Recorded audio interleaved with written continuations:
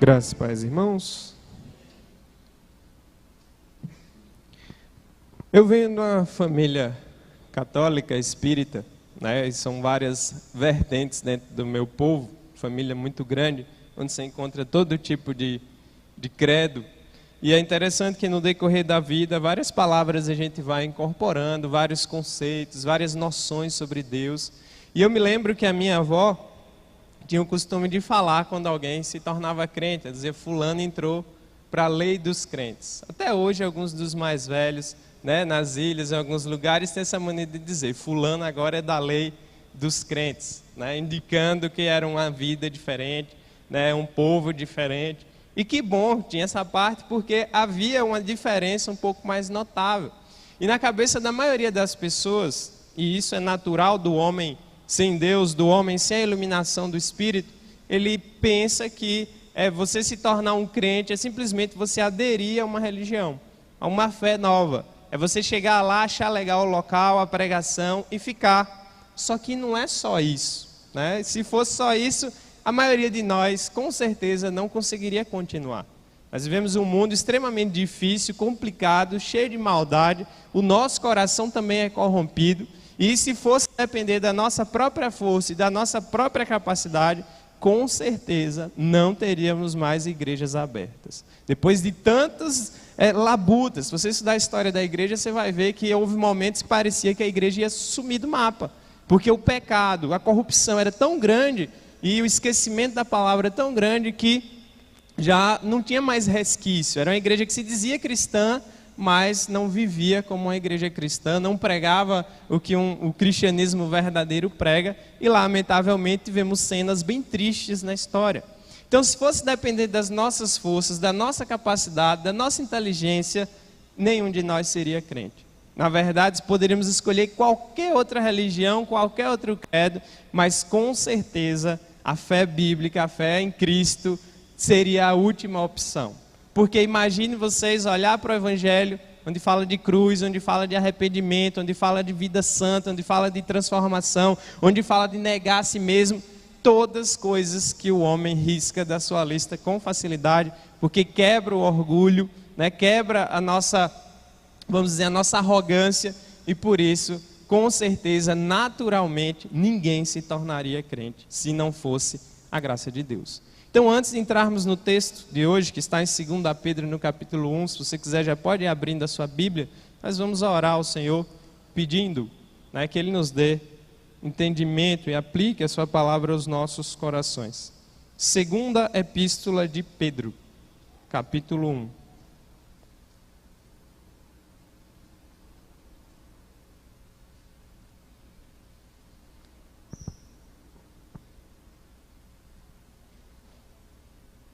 Antes de prosseguirmos com a leitura, gostaria de orar mais uma vez. Oremos ao Senhor.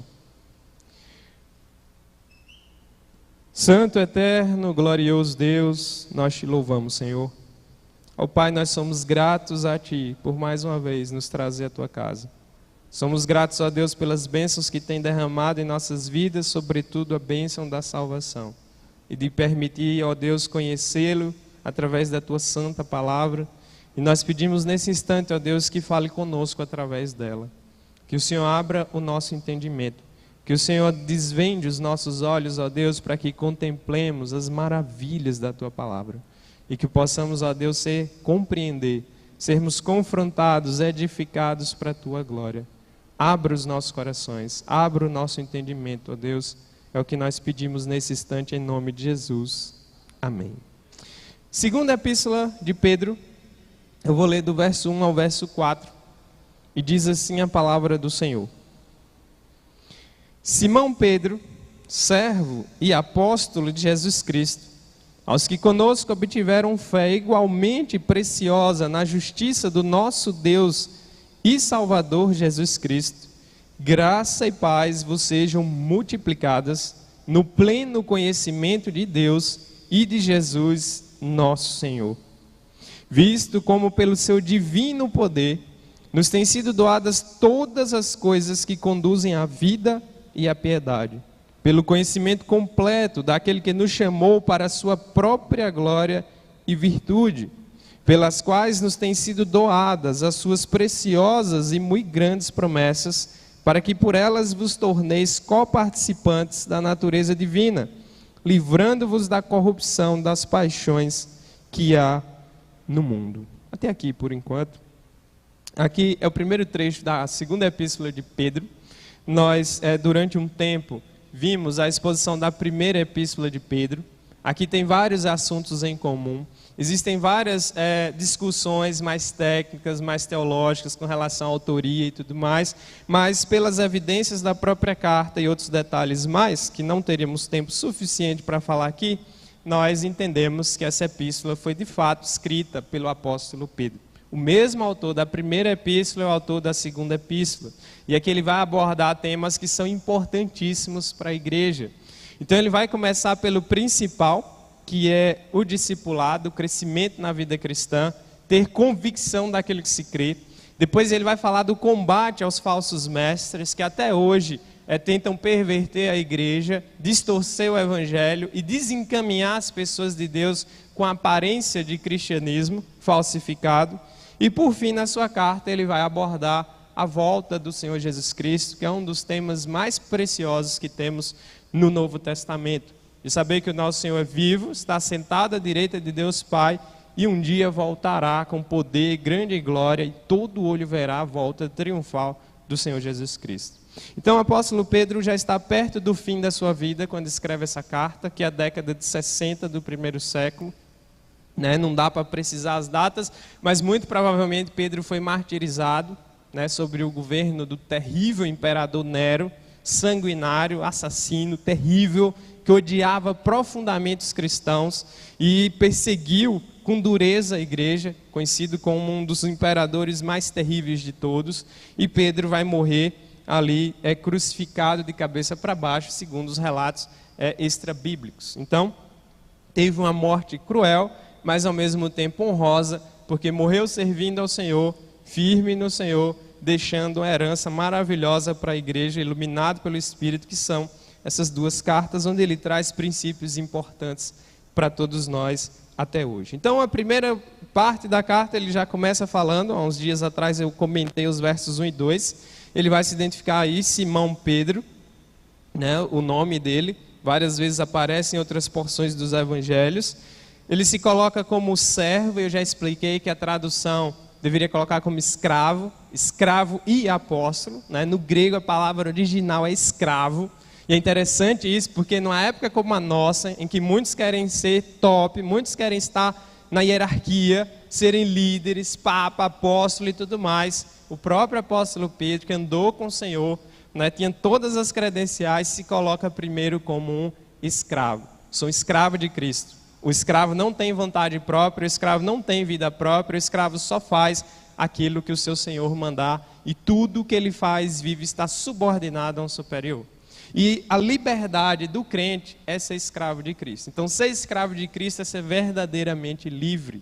A Bíblia mostra que há dois caminhos, a Bíblia mostra que há dois senhores. Ou você serve ao Senhor, ou você serve a outros senhores cruéis, em especial o diabo, que é um senhor terrível, e o pecado, que escraviza e faz com que o homem se rebaixe, se esqueça do seu Criador e afunde na miséria e se encaminhe para a morte. Então, não tem como você viver 100% livre, sem ser servo de ninguém.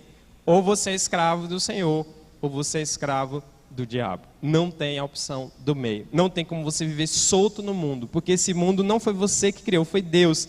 As regras do mundo seguem as regras de Deus. Toda a bagunça que segue hoje por causa do pecado, acaba colocando o homem numa situação terrível e ele se esquece disso com facilidade.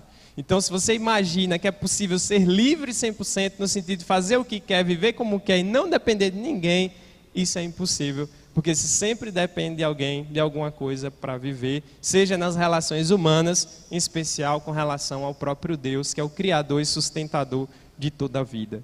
Então, ele se coloca como escravo, apóstolo de Jesus Cristo, e esses apóstolos que vocês veem hoje na TV, obviamente não precisa relembrar, são todos falsos, e a regra segue, apóstolo bom é apóstolo morto. Todos os apóstolos verdadeiros do Senhor já morreram há muito tempo, no primeiro século ali da era cristã. Então esses que você liga a TV e vê como apóstolos não são verdadeiramente apóstolos. Muitos usam esse título para quererem se diferenciar e se colocarem numa posição mais elevada, mas os apóstolos verdadeiros do Senhor, Pedro e outros, se colocam como escravos do Senhor. Não só Pedro, mas Paulo, Tiago, todos eles vão se identificando como escravos de Cristo, estamos a serviço de Cristo.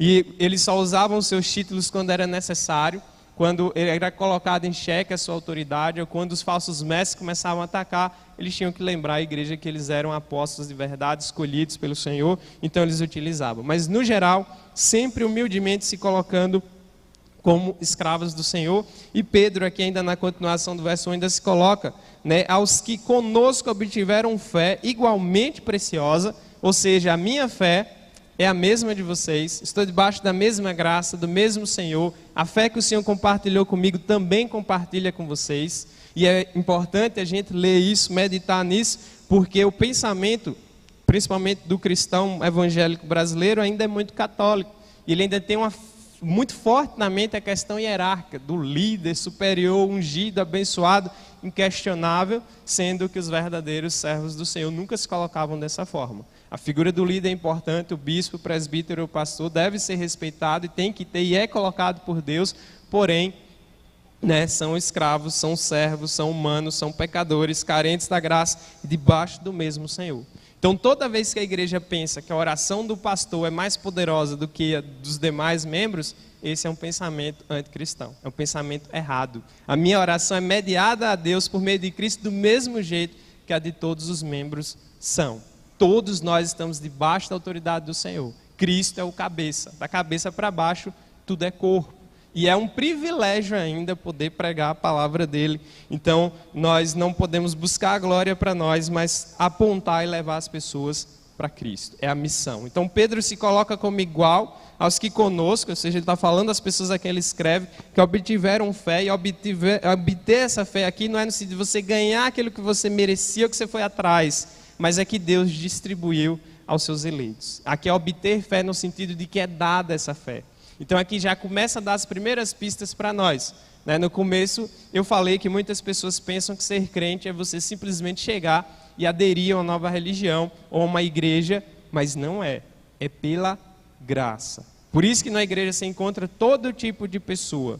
Né? As que pensam que são e não são, as que são verdadeiramente e aquelas que ainda não são e precisam da graça de Deus. Então, o tempo todo convivemos com esses grupos de pessoas e por isso devemos clamar a Deus para que derrame da sua graça. Então, Pedro diz, todos obtiveram fé igualmente preciosa, essa fé maravilhosa na justiça, e a justiça está sempre relacionada com a fé, porque somos justificados no Senhor por meio da fé em Cristo. Nós somos considerados justos diante de Deus por causa dele. E Pedro está se colocando como todo mundo, alvo da mesma graça, da mesma justiça, do mesmo Deus, junto com os irmãos. E ele enfatiza que uma das declarações bem diretas da divindade de Jesus, ele vai se referir ao nosso Deus e Salvador Jesus Cristo. Então ele é Deus e é Salvador, né? E é bem direto. Pedro o conheceu, conviveu com o Senhor, viu a sua glória, viu a sua graça. Pedro, né, pisou na bola. Nós temos visto o pastor Paulo expor várias vezes sobre a vida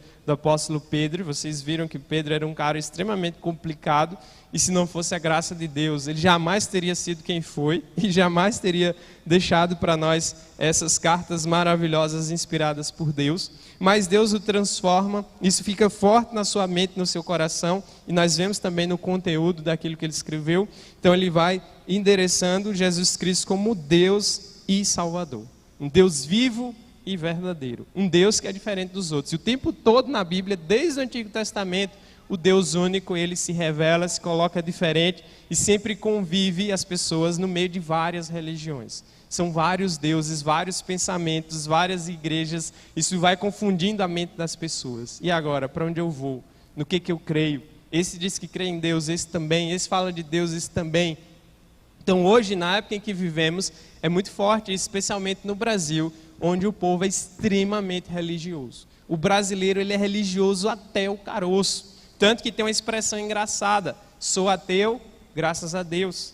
né? É bem contraditório, mas existe essa expressão de tanto que o brasileiro é religioso. Até aquele que é ateu, muitas vezes ele é cheio de superstições por conta da influência religiosa que recebeu na sua educação. Então não tem como fugir disso. Eclesiastes vai dizer que Deus colocou a eternidade no coração do homem e nós somos por natureza religiosos. Não tem como escapar disso. Você sempre adora alguma coisa ou alguém. Você sempre tem um Deus na sua vida e não tem como fugir disso, né? Então, sempre. A ideia é que você adore o Deus verdadeiro.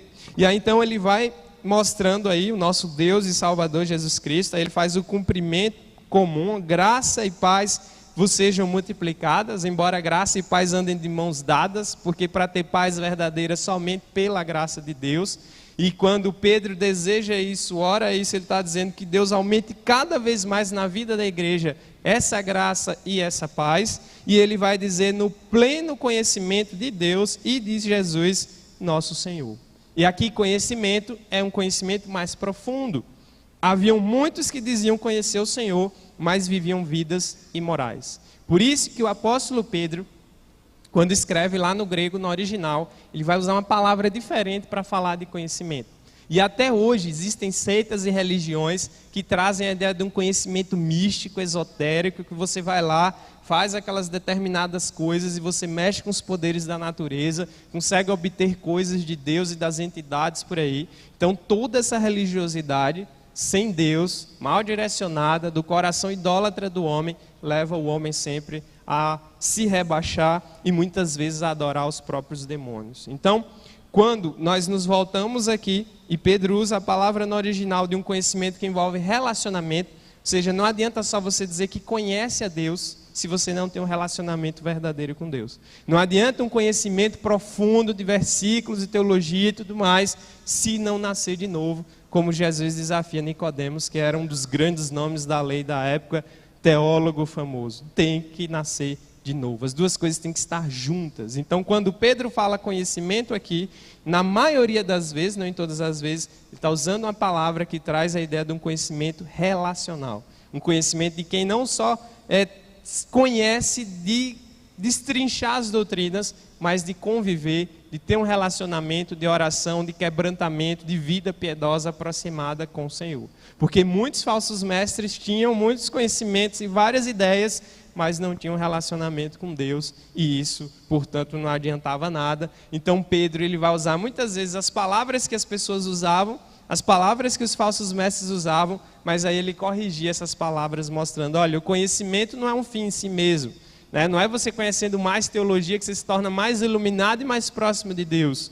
Você precisa ter um relacionamento com Deus. Você precisa orar, você precisa se quebrantar, você precisa se humilhar, você precisa buscar Deus como o Senhor e Salvador da sua vida. Senão, não adianta nada ter conhecimento. Por isso que nós temos, infelizmente, muitas pessoas que conhecem a Bíblia, frequentam igrejas, mas que não nasceram de novo. É um conhecimento puramente intelectual. São pessoas que muitas vezes, se você perguntar sobre as doutrinas principais, né, o teologuês ou o evangeliquez, ele fala fluentemente, mas ele não vive aquilo, né? Ele não tem vida verdadeira. Ele é simplesmente alguém que repete aquilo que ouviu. Tem pessoas de boa memória e qualquer ímpio poderia decorar e falar sobre assuntos que você encontraria nas Escrituras. Porém, sem vida, sem o Espírito, sem direção, absolutamente morto. Por isso que você vai encontrar muitas vezes as pessoas usando a palavra de Deus por aí, sem de fato serem de Deus. Então, o apóstolo Pedro, e é extremamente rica essa carta, porque em poucos versículos, a maneira como ele escolhe as palavras, traz verdades muito grandes e muito profundas. Então, quando ele fala do conhecimento, que eu já falei para vocês, ele vai repetir várias vezes aí na sua carta, o pleno conhecimento, e essa graça e paz são multiplicadas através disso, através do conhecimento de Deus e de Jesus, o nosso Senhor. O objetivo da vida é conhecer a Deus, e conhecer de verdade, e conhecer não apenas de palavra, mas com vida também. Não a vida religiosa vazia, oca, aquela casca, mas uma vida realmente quebrantada. Então, só aqui já deu para perceber que que é impossível ser crente sem a graça, que é impossível ser crente sem Deus, é impossível ser crente sem a bondade e a misericórdia de Deus em nossas vidas. É impossível ter esse conhecimento sem que o Espírito Santo abra o nosso entendimento. Absolutamente impossível. Ninguém se converte pelo poder humano. Ninguém se torna um filho de Deus meramente porque quer nas suas próprias forças. É pela graça. É Deus quem traz, é Deus quem atrai, é Deus quem convence. Mas Deus usa ainda outros pecadores para levar essa mensagem, como Ele faz com centenas de pastores e pregadores espalhados pelo mundo. Então, verso 3 e 4 vão trazer para nós verdades importantes com relação a Deus e vai nos dar pistas de como vivermos para Deus em um mundo como o nosso. Como viver para Deus num mundo caído desse. Como ser um crente num mundo desse. Como se sustentar. Como eu falei na história da igreja, muitas vezes parecia que a igreja ia acabar. Muitas vezes parecia que o pecado ia prevalecer. Muitas vezes parecia que o diabo venceu a guerra. Mas nunca foi assim. E o incrível é que Deus sempre usa aparentes derrotas como grandes vitórias, a começar pela cruz, que parecia uma grande derrota. Parecia que o diabo havia vencido e o próprio diabo, inclusive, pensou que havia vencido, porém a cruz foi onde a vitória cabal de Cristo é executada de maneira gloriosa e muito sábia e poderosa, de sorte que ao terceiro dia o Senhor ressuscita e Ele despoja os principados e potestades, expõe publicamente ao ridículo, triunfa sobre os poderes do mal, assenta no trono do Senhor, governa o universo e um dia voltará. E é tremendo, porque quem viu a cena da cruz, inclusive os próprios apóstolos, ficaram extremamente desanimados. Haviam se esquecido das profecias, já de muito ditas pelos profetas, e ficaram cabisbaixos, desanimados, achando que o mestre tinha morrido e tudo aquilo passou. Quando, na verdade, a grande vitória do Senhor estava ali na sua morte e posteriormente na sua ressurreição. Então, a igreja, ela não acaba, ela não morre, porque ela é de Deus e ela vai prevalecer. E a Bíblia ainda diz que as portas do inferno não prevalecerão contra ela. Ela vai ser duramente atacada, ela vai sofrer muito, tanto dentro quanto fora. Falsos mestres, perseguições, tudo o que acontece. A Bíblia mostra para nós o roteiro todo, mas ela vai prevalecer no final. A vitória de Cristo é a nossa vitória. A vida dele é a nossa vida. E aqui Pedro também traz muita coisa com relação a estarmos unidos a Cristo, e isso são promessas maravilhosas. Então, há 3 pontos aqui que nós podemos destacar dos versos 3 e 4, que ajuda a gente a pensar como vivermos para Deus num mundo como esse. E o primeiro deles está aí no verso 3, onde ele diz: visto como, pelo seu divino poder, nos têm sido doadas todas as coisas que conduzem à vida e a piedade. Primeira coisa, o poder de Deus. E aqui tem toda a diferença. E não é qualquer poder, é o poder daquele que criou tudo que existe pela sua própria palavra. É o poder daquele que fez Jesus ressuscitar dentre os mortos. É o poder daquele que um dia abriu o mar para que seu povo passasse a pés enxutos, tirando-os da terra do Egito, fazendo grandes sinais e maravilhas. É o poder daquele que tudo, se dobra diante dele, se cala diante dele. Em toda a Escritura nós vemos a exaltação desse poder. Nós vemos Jesus alertando alguns religiosos da época: olha, vocês erram por não conhecerem a Escritura e nem o poder de Deus, porque eram homens que duvidavam do poder do Senhor, especialmente com relação à ressurreição e das Escrituras, e a Bíblia sempre nos adverte. Então vai dizer que é pelo seu divino poder, o poder de Deus. E aqui esses versos, é interessante você observar aí o verso 2, ele tem um ponto final. E é um trecho difícil de colocar a pontuação nos originais. Então, ao que tudo indica, e há uma discussão se Pedro aí já está falando só de Deus o Pai, ou também está falando de Deus o Filho, que é o Senhor Jesus Cristo. Mas, pela lógica, e há vários comentaristas que também me dão base para pensar dessa forma, como ele está falando de Jesus lá no 2, muito provavelmente tudo que ele fala a partir do 3 tem a ver com Jesus também. Tem todo um nome técnico aí para designar, mas quando ele fala desse poder, mas nós poderíamos atribuir esse poder tanto a Deus o Pai quanto o Filho, são Deus, Deus é um Deus trino, quem vê o Filho vê o Pai. Então, independente da conclusão que a pessoa chegue, se era Deus o Pai ou Deus o Filho, de todo jeito, é Deus. De todo jeito envolve a obra da salvação, de todo jeito envolve a glória dele, de todo jeito nós não teríamos prejuízo, porque o Pai e o Filho estão intimamente ligados, né? Quem vê um, vê o outro. Quem conhece um, conhece o outro. O Filho, né, o Verbo encarnado, é aquele que nos mostra a glória de Deus de maneira mais plena, mais perfeita, como nós observamos no decorrer da sua vida. Então é pelo poder em primeiro lugar. Você está aqui no meio do Império Romano, tudo indica que essa carta é escrita lá, um ambiente pagão. As pessoas adoravam vários deuses, tinham várias religiões, viviam vidas imorais, não tinha quase nenhuma diferença dos nossos tempos. Ainda vivemos num mundo extremamente religioso, extremamente imoral, extremamente anti-Deus, e portanto sobreviver nesse mundo só é possível por um poder maior. Só é possível por uma força sobrenatural que vai além de nós e que nos sustenta, e se não fosse isso não adianta. Então quando você vai vários deuses, várias religiões, o Deus verdadeiro é o único que se revela. O Deus verdadeiro é aquele que fala, o Deus verdadeiro é aquele que faz as coisas de uma maneira ordenada e revela tanto na criação aquilo que ele criou, quanto por meio da sua palavra. E as verdades de Deus, elas não estão soltas. Você estuda a história, você estuda a arqueologia e você constata, né, as cidades onde as histórias bíblicas aconteceram, os personagens, os reis e várias coisas que a Bíblia fala. Então, o único livro que você tem religioso no mundo, que você tem profecias que se cumprem, que você tem história batendo com a realidade quando você vai pesquisar. Então a Bíblia é um livro imbatível, um documento histórico altamente confiável, e isso é reconhecido até pelos incrédulos. Os homens só não creem porque o pecado, e sem a graça de Deus isso é impossível, mas o fato é que ela se defende sozinha, ela é poderosa. E esse livro transforma vidas. Inclusive o apóstolo Pedro vai falar da palavra de Deus mais no final do capítulo 1. E é tremendo quando ele faz a defesa. Então não é um livro qualquer, não é um livro comum. Não foi um livro escrito por um grupo de teólogos que se fecharam na igreja para escrever um livro, não. Levou mais de 1000 anos, quase 2000 anos para ficar pronto. Passou por vários continentes, por várias pessoas, totalmente direcionado por Deus, e no final nós temos 66 livros que nós chamamos Bíblia e que tem transformado, direcionado a vida da igreja, e é um livro poderoso, é um livro perigoso, é um livro perseguido, é um livro que, embora seja ainda o mais vendido, não é o mais lido, mas é um livro que é perseguido.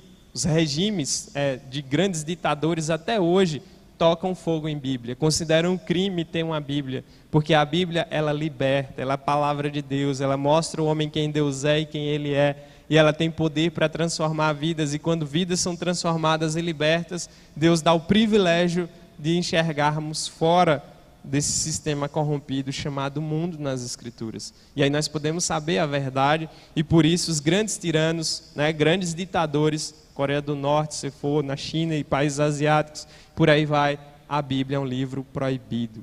Se fosse um livro qualquer, se fosse um livro inofensivo, com certeza esses homens não teriam nenhuma preocupação. Mas onde a Bíblia é fielmente pregada e onde ela foi levada a sério, esses países até hoje, mesmo com tamanha incredulidade, ainda são profundamente influenciados pelas verdades que as Escrituras trazem. Então, quer você ame ou odeie esse livro, não é um livro que dá para passar despercebido. E ele não é um livro comum, justamente por ser a palavra de Deus. Então, a primeira coisa que nos sustenta nesse mundo caído é o poder divino. E o Deus verdadeiro, ele se manifesta. E o Deus verdadeiro escolhe um povo. Um Deus verdadeiro salva esse povo. Faz por meio de Cristo e sustenta esse povo e mantém salvo. Como eu falei, se não fosse Deus, não teriam crentes. Se não fosse Deus, as igrejas já teriam fechado as portas. Se não fosse Deus, o mundo já teria prevalecido e o diabo também, e nós já teríamos sido destruídos, ou então já nos corromperíamos ao máximo. Mas é o poder dele que sustenta todas as coisas. É o poder dele que nos mantém salvos. É o poder dele que renova constantemente a nossa esperança. É o poder dele que nos dá todas as coisas que precisamos para viver para ele. Então nós não temos desculpas, mesmo quando estamos frios e fracos, devemos lembrar, o poder de Deus está ao nosso dispor, no sentido de que ele providencia tudo o que precisamos para viver para ele. Por isso que aí ele fala, no seu divino poder, nos têm sido doadas todas as coisas que conduzem à vida e à piedade.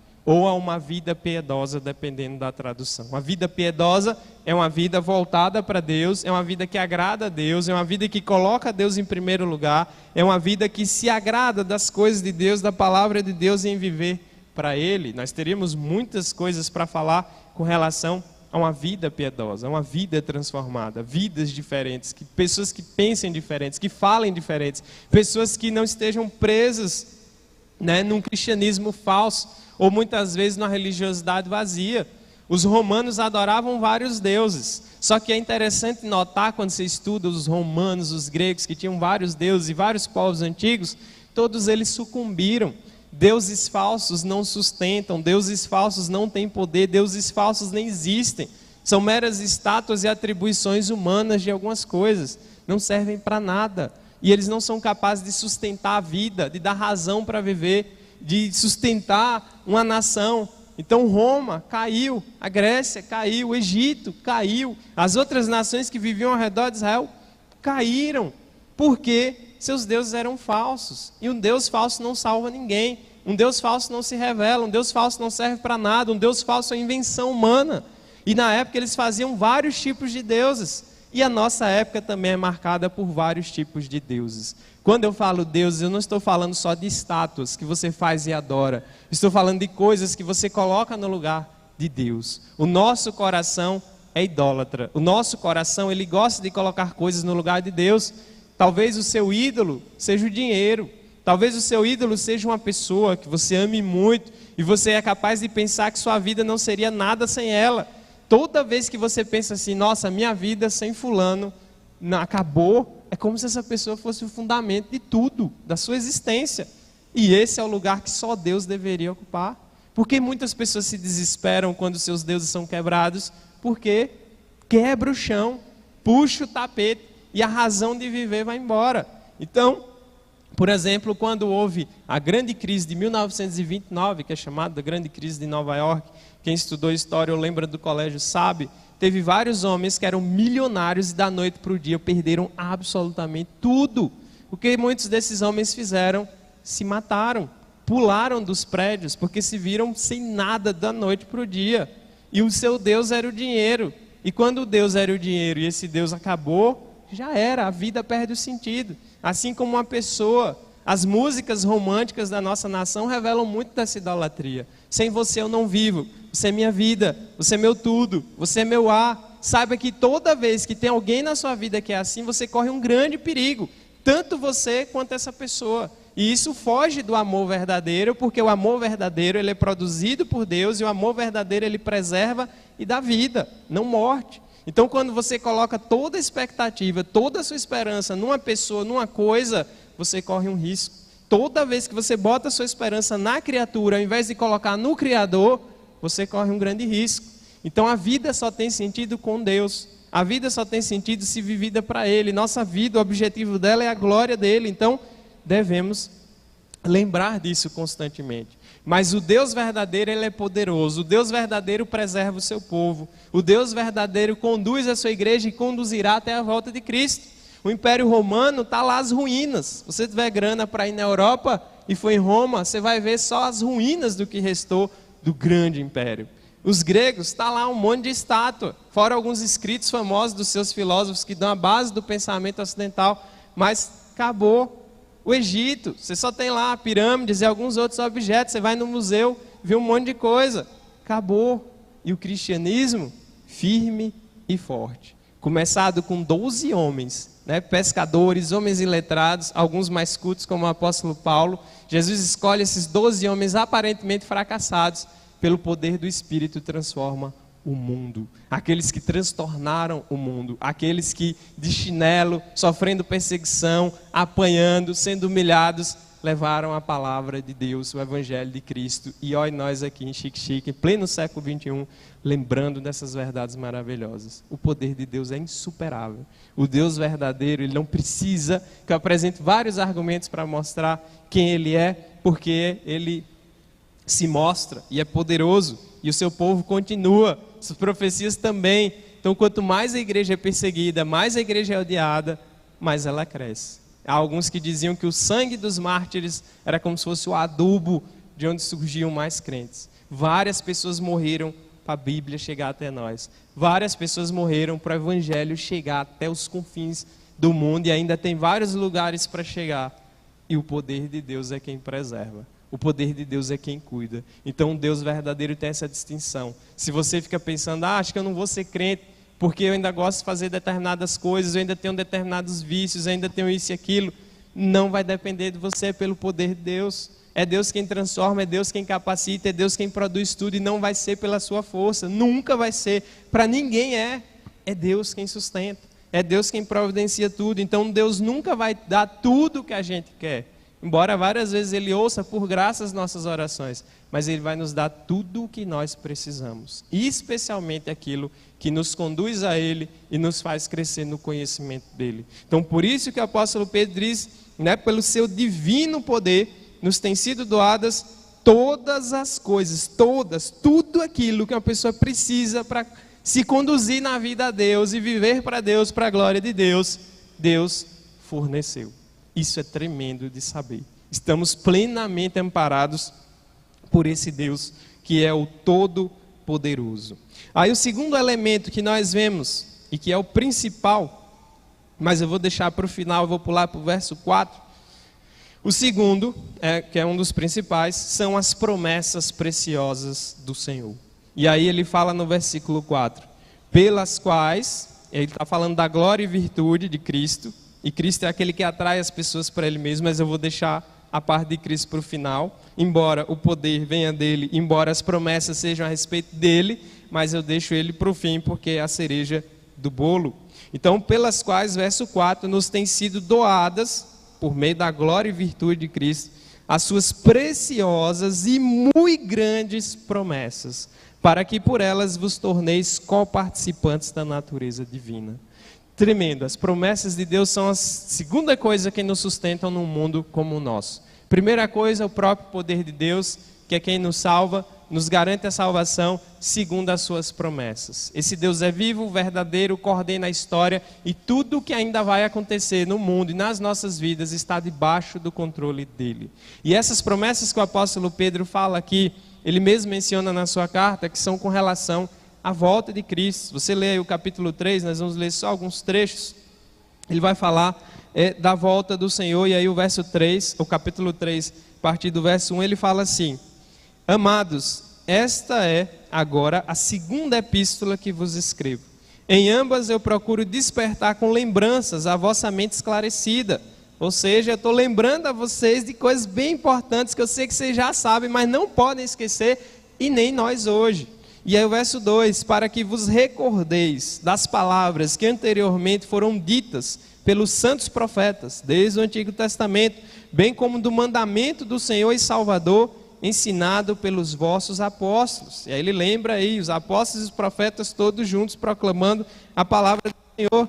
E o verso 3 diz, tendo em conta, antes de tudo, que nos últimos dias virão escarnecedores com seus escárnios, andando segundo as suas próprias paixões, e dizendo, onde está a promessa da sua vinda? Porque desde que os pais dormiram, todas as coisas permanecem como desde o princípio da criação. Até hoje a gente ouve isso. Cadê Jesus que disse que ia voltar? Já faz mais de 2000 anos que o Senhor falou que voltaria e nós ainda estamos aguardando. E olha que os judeus ainda estão esperando a primeira vinda de Cristo, porque não creem no Novo Testamento. Cadê? Desde o tempo de Pedro já existia isso. Os questionamentos sempre marcam. E Pedro vai argumentar, eu não vou adiantar porque nós ainda vamos ver o capítulo 3, mas ele vai argumentar mostrando que Deus é gracioso. Deus demora porque o tempo dele é diferente do nosso. Deus demora porque ele está sendo longânimo ou paciente, porque todos que têm que ser salvos ainda serão salvos pela sua graça. Se Jesus já tivesse vindo, muitos de nós estaríamos já perdidos. Então Deus tem um tempo certo para cada coisa. A volta de Jesus se cumprirá quando os sinais que a sua palavra diz, que têm se acentuado, acontecerem. Eu não posso chegar e virar para você e dizer, olha, a vinda do Senhor está próxima. Eu não sei. E quando eu falo assim, é como se eu estivesse dizendo que poderia ser amanhã ou depois.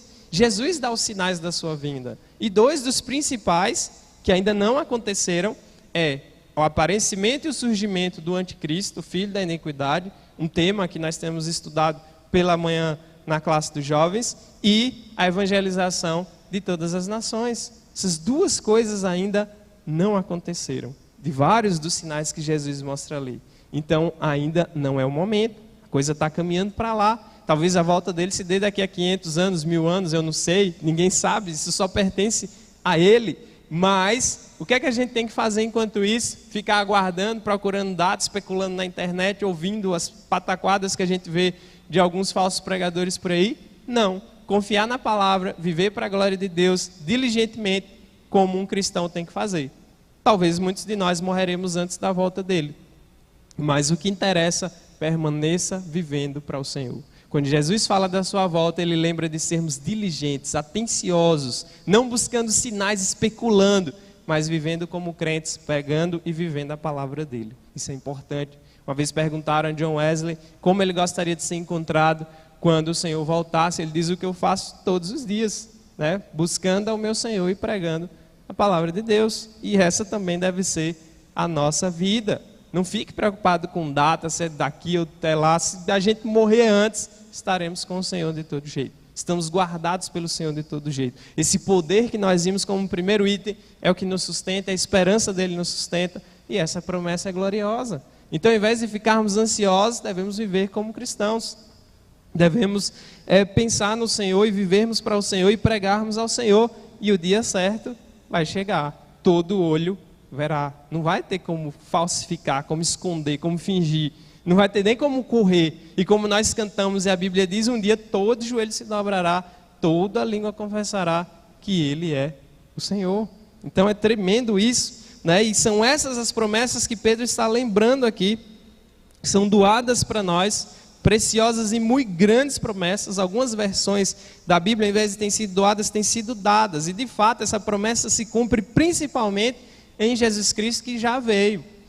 É bom lembrar, o melhor de Deus já veio, não está por vir, né? Tem uma música aí que canta dessa forma: não, o melhor de Deus já veio e é Cristo e vai voltar, né? De maneira gloriosa. Então em Cristo tudo é centralizado e essas promessas não são simples, tanto que ele fala, olha, elas são preciosas e muito grandes. Ele dá uma ênfase muito grande a essas promessas. Não é qualquer promessa, não foi um religioso maluco que surgiu dizendo algumas coisas. Estou falando do Filho de Deus, ele é verdadeiro, ele entregou sua própria vida. As promessas de Deus desde o Antigo Testamento têm se cumprido. Deus não falha e não é como nós, e a sua palavra vai se cumprir plenamente.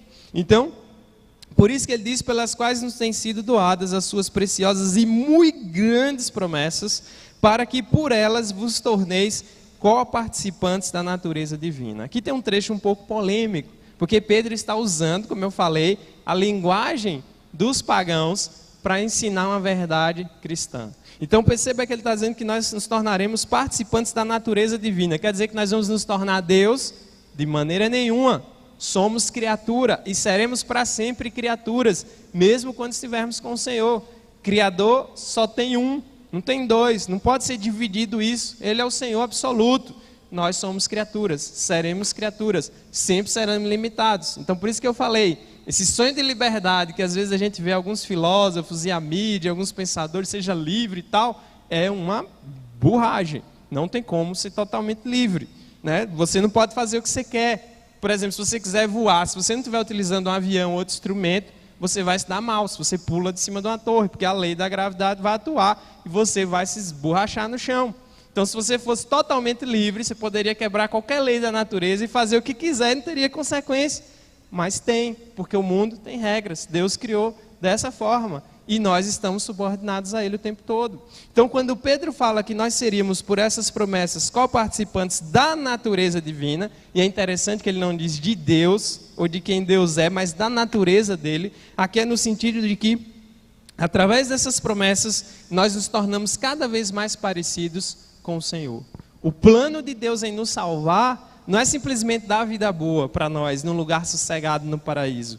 É sermos semelhantes, especialmente ao seu Filho Jesus Cristo. É crescermos no sentido de parecermos com Ele. E quando nós fazemos parte de uma família, nós adotamos a maneira de falar daquela família, os hábitos daquela família, e é assim que Deus faz conosco. O Espírito Santo passa a habitar em nós. Então essa é a expressão que Pedro usa, co-participantes da natureza divina, parecidos com Deus, pessoas que são diferentes, que agem diferentes, que têm um amor diferente, que vivem diferente, que falam diferente. E há vários outros textos da Bíblia que mostrariam o desenvolvimento dessa ideia. Então, é nesse sentido, porque haviam os gregos na época, pensadores que diziam que o homem, se conseguisse uma vida diferente, de se abster das paixões e tal, conseguiria se tornar quase que divino. Existem algumas religiões pagãs que ensinam dessa forma até hoje, mas não é como Deus, mas qual participante é dessa natureza. O terceiro e último ponto é a questão principal, e aí a gente vê na parte B do verso 3, quando ele fala, né, da vida e piedade, ele vai dizer, pelo conhecimento completo daquele que nos chamou para a sua própria glória e virtude. Ou seja, o que atrai um homem a Cristo, a sua glória, o impacto da sua pessoa, a sua vida moral elevada. Não tem quem olhe para Jesus e para Deus e fique normal. Não tem quem possa ficar indiferente, mesmo que o odeie, não tem como. Ou você o ama totalmente ou você o odeia. Não tem como você ficar assim neutro, tipo, quem é esse? Ou por que esse? Não tem como.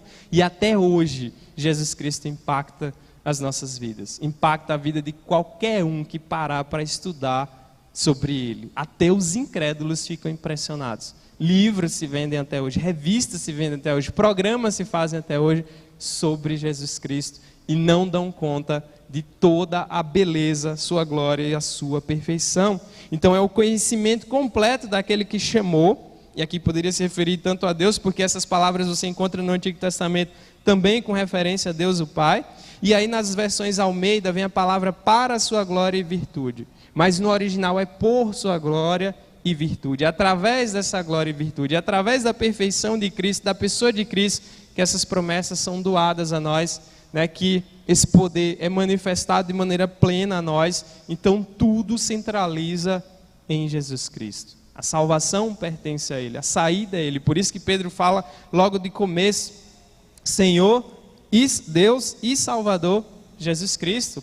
O próprio Pedro foi impactado pela presença do Senhor, né? Retira-te de mim, porque eu sou um pecador. É assim que Pedro reage diante do Senhor. É alguém que é perfeito. Não tem como você chegar próximo de Jesus e ficar normal, ou se ver normal, porque a sua pessoa traz glória, traz perfeição, e se incomoda, isso mexe, e não tem como ficar parado. Então essas são as três coisas que Pedro nos traz na sua palavra para nos sustentar nesse mundo perdido, nesse mundo caído. O poder de Deus, as promessas de Deus e a pessoa bendita do Senhor Jesus Cristo. São essas três coisas que nos sustentam e nos preservam em meio a um mundo em trevas. Não depende da nossa força, não depende de quem nós somos, depende só de Deus. E para fechar ainda no fim do verso 4, ele fala, né, o fim de tudo isso, livrando-vos da corrupção das paixões que há no mundo.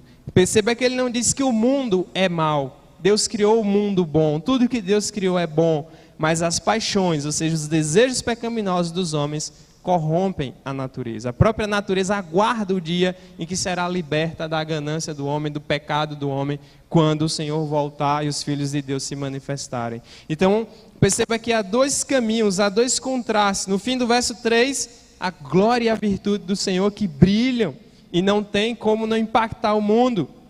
No fim do verso 4, você tem a corrupção, e aí a corrupção no sentido de que esse mundo é passageiro, sem sentido e vazio.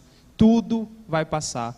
Toda idolatria, toda religiosidade vazia, toda a loucura do homem, todo esse sentimento de angústia, de insatisfação, né, de vazio do homem, vem porque esse mundo é corrompido, esse mundo é passageiro. E aqui é corrupção no sentido de coisas que passam, que o tempo pode levar, que a ferrugem pode comer, que a morte pode destruir. Mas quando se tratam das verdadeiras promessas e do Senhor, ela é viva e verdadeira. E o apóstolo Pedro expressou mais ainda essa verdade no capítulo 1 da sua outra carta. Então, perceba como Deus é bom. E quando você olha mundo aqui também, outro detalhe antes de eu finalizar, ele fala de uma sociedade alienada de Deus e em rebelião contra Deus, encabeçada por Satanás e pelos demônios, e o homem se corrompe cada vez mais. Então aqui não é o mundo em si que é ruim, mas o mundo está corrompido por causa do pecado. Jesus vai dizer que é do coração do homem que procedem os maus desígnios, né? A luxúria, a avareza, a inveja, o egoísmo, tudo de ruim que você possa imaginar sai do nosso próprio coração. O remédio para esse coração miserável nosso, para os nossos pecados e nossa perdição, Deus, Cristo Jesus, o seu Filho. Por isso que é isso que sustenta a igreja, por isso que é isso que mantém a igreja, por isso que é a pessoa de Cristo que tem que brilhar na igreja, e o que mantém um crente verdadeiro na igreja não é a aparência da igreja, o estilo da igreja, mas tem que ser Jesus Cristo. Por isso que é muito triste ver numa época como a nossa, muitas igrejas tentando atrair as pessoas, né, pelas músicas, pelo estilo, por alguma outra coisa, e não por Cristo. Se Cristo não te segura na igreja, nada mais vai segurar ou nada mais vai adiantar, porque só Cristo preenche. Nós poderíamos estar numa cabana de taipa pregando agora, o efeito é o mesmo se Cristo é pregado, dependendo se está num templo mais bonito e mais sofisticado, ou numa igrejinha lá escondida, talvez, no meio da Ásia, por conta das autoridades. O objeto principal da pregação tem que ser Jesus Cristo, o Senhor. Por isso que é no poder dele, nas promessas dele, na pessoa dele, que nós somos sustentados e guardados e preservados até o dia final. Que Deus nos abençoe, meus irmãos, e nos ajude a fixarmos isso em nossos corações e reflita na sua vida, porque se a sua vida não é sustentada por esse tripé aí, sua vida ela vai desmoronar, sua vida está frágil, sua vida está indo para a perdição. Você vai afundar nesse mundo perdido e vil, e é somente por meio de Deus, por meio de Cristo, que você pode realmente viver, ter uma vida verdadeira, uma vida abundante que só Jesus Cristo pode trazer. Então são promessas gloriosas, graciosas, que nós não podemos nos esquecer, porque os dias ainda são maus, nós não ainda estamos em casa e devemos aguardar, né, servindo ao Senhor até a volta dele.